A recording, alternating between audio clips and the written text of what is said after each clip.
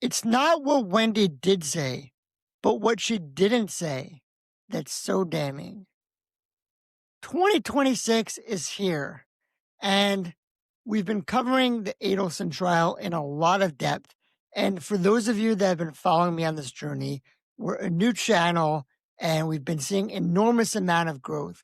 And it's because of you guys and the feedback that I'm getting regarding the Adelson trial that we've really gone into a lot of depth about all the different players and all the different moving parts of this conspiracy.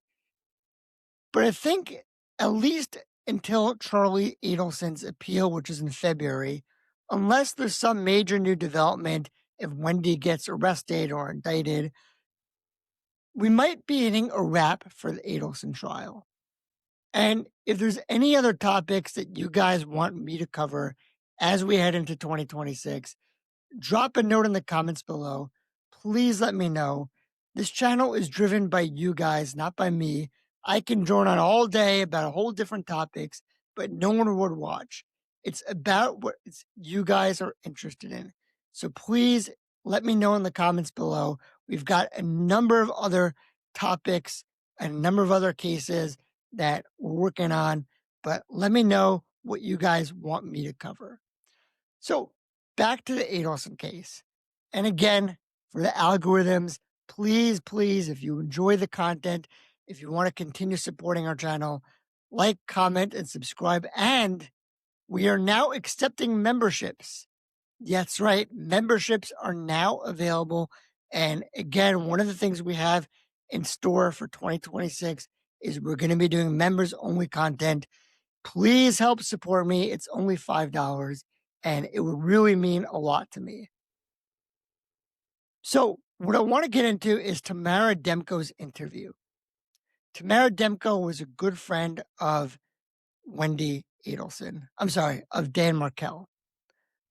And also Wendi Adelson too. And she gave this interview to Detective Isom also in the days after Dan Markel's murder. And there's a very simple question that she asks. And it's a question that was never once uttered from the lips of Wendi Adelson. And it shows the contrast between Wendi and Tamara Demko, between how a normal person would react and how somebody who arguably might be complicit in a murder would react. So without further ado, let's get into it. You guys let me know if you can figure it out what it is that I'm referring to.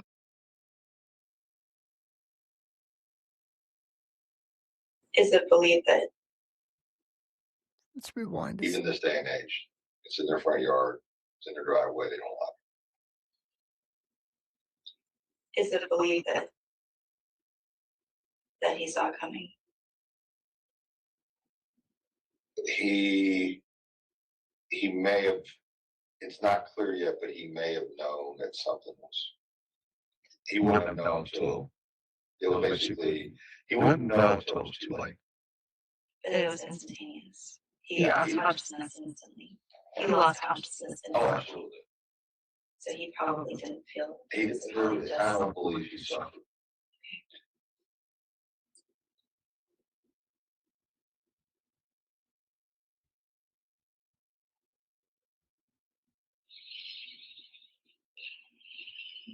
You don't have to go. So there it is. Is it believed he saw it coming? A very simple question. A question never once uttered from the lips of Wendi Adelson. What does Tamara Demko want to know by that question? What is she really asking? She wants to know if Dan Markel suffered in the last moments of his life, or was it peaceful? That's the way a friend would react. That's the way someone who truly cares would react. That's the way you would think that the person would react when hearing the news about the death of the father of their children. But that's not the way Wendy Adelson reacted. Not at all. She had a whole show, uh, whole, do you think I'm a suspect? I understand why you think I'm a suspect. Oh, maybe my brother Charlie, some stupid joke about a broken TV. Me was Wendy Adelson the whole time.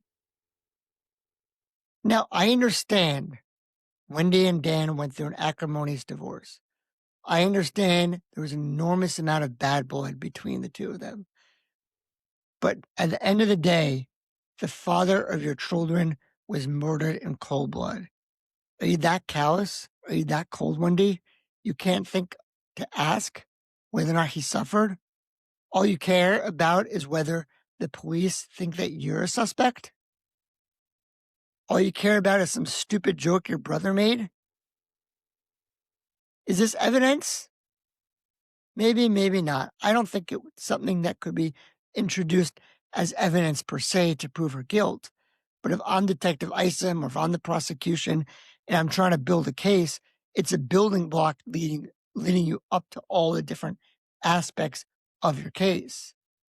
If I'm a lawyer, just to bring it to my everyday world, I deal with a lot of business law. I deal a lot with uh, companies that are in bankruptcy, and you're trying to find assets and you're trying to just trace money trails, follow where all the money went. If I see a transaction that looks suspicious, it looks out of place, is that by itself evidence of wrongdoing? Not necessarily, but it looks weird. What's up with that? You start digging deeper. You ask another question. You probe more. And I think Detective Isom probably had those same questions going through his own head about the contrast between Wendi and Tamara Demko. One other loose end regarding the Adelsons, and this is something that somebody pointed out in the comments, which is why I love the community so much. I love the comments. You guys would all be potential jurors on a case. And whatever I think and when I give an idea or my view of the evidence, I really do like it when you guys push back on me. You challenge me, you make me better, you make me get my argument straight. It's really helpful to know. And there was a comment that pointed out something which is very interesting, and that is Luis Rivera's interview with the police after he accepted the guilty plea and began cooperating. And he said that he and Garcia were going by Dan Markel's house the day before the murder. And Garcia said he saw Wendi Adelson walking near the house. Again, this is the day before the murder.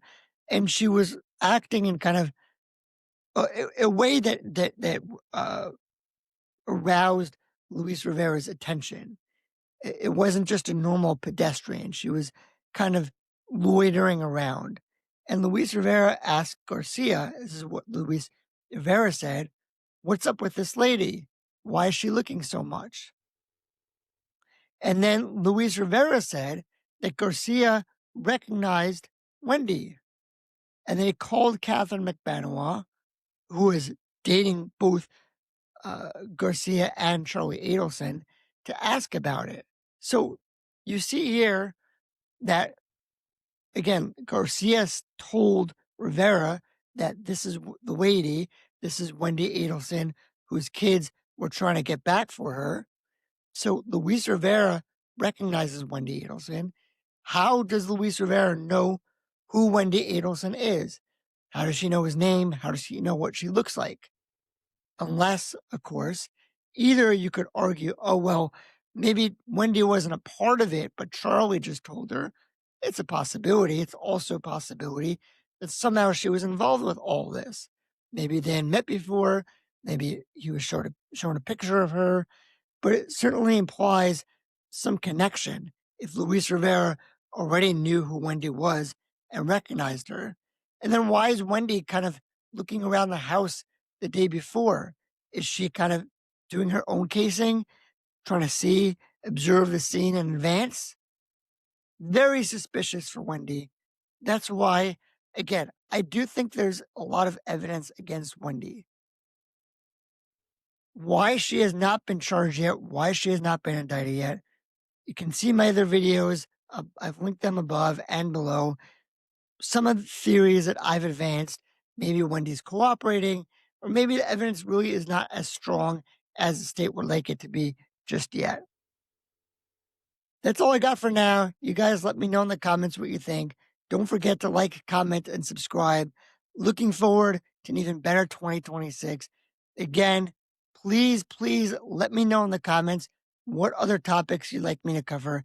I think unless there's a major new development, such as Wendy getting indicted, up until the appeal for Charlie comes up, which is in February, I think we're pretty much hitting a wrap with the Adelsons. But let me know what else is out there that you want me to get into, and we certainly will cover it. That's it for now. Thank you all for tuning in. We'll see everybody next time.